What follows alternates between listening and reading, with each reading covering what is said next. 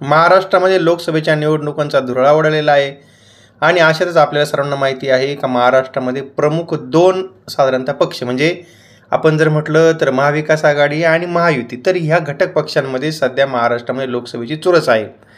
आणि मग त्याच्यामध्ये महाविकास आघाडीबरोबर वंचित बहुजन आघाडी जाणार अशा बऱ्याच चर्चा होत्या आणि त्यांच्या बैठका झाल्या, मीटिंग झाल्या आणि पण जे काही त्यांचं जागा वाटप आहे तो जागा वाटपाचा फॉर्म्युला हा शेवटपर्यंत त्यांच्यावाला काय म्हणजे जी काही त्यांच्यावाली जी मेक होती आणि जेव्हा का एकंदरीत महाविकास आघाडी आणि नंतर वंचित बहुजन आघाडी यांना ज्या काही जागा एकमेकाला पाहिजे होते त्या जागेवरती त्यांचं एकमत झालं नाही.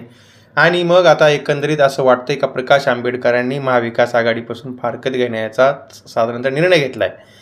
आता तो कशावरनं तर एकंदरीत बघा, एकंदरीत त्यांनी आज जवळजवळ 7 जणांची यादी त्यांनी जाहीर केली आणि ती काही यादी जाहीर करण्यापूर्वी त्यांनी मनोज जरांगे पाटलांची भेट घेतली आणि मनोज जरांगे पाटलांना त्यांनी पाठिंबा देण्याची विनंती केलेली आहे.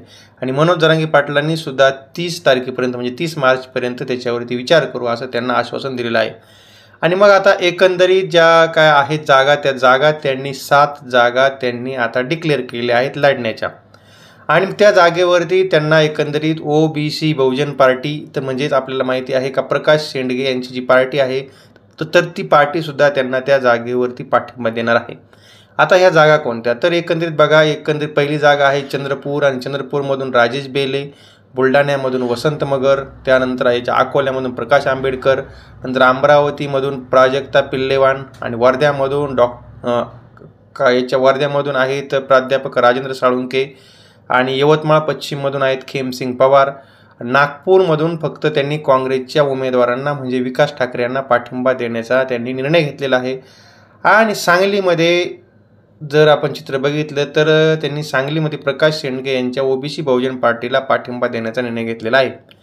मग अशा तर एकंदरीत मित्रांनो आता 7 ठिकाणच्या ज्या जागा आहेत त्या 7 ठिकाणच्या जागेवरती वंचित बहुजन आघाडीने जे त्यांचे कोणी आहेत लोकसभेचे निवडणूक लढणारे तगडे उमेदवार ते त्यांनी आता सध्या जाहीर केलेले आहेत. म्हणजे त्यांनी ही पहिली यादी डिक्लेअर केलेली आहे आणि याच्यानंतरची यादीसुद्धा ते पुढे डिक्लेअर करणार आहेत.